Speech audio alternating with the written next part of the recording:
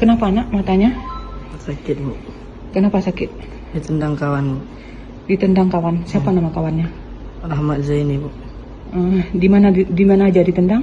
Di belakang sekali, di muka 2 kali. Coba lihat matanya nak.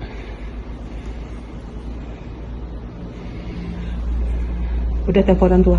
Belum, Bu. Kenapa nggak telepon orang tua? Takut, Bu. Takut?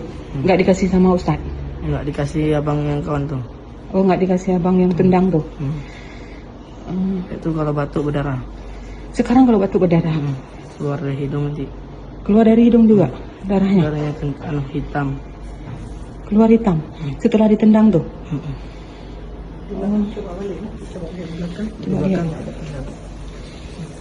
Udah lembang-lembang nggak nih? Sakit nak?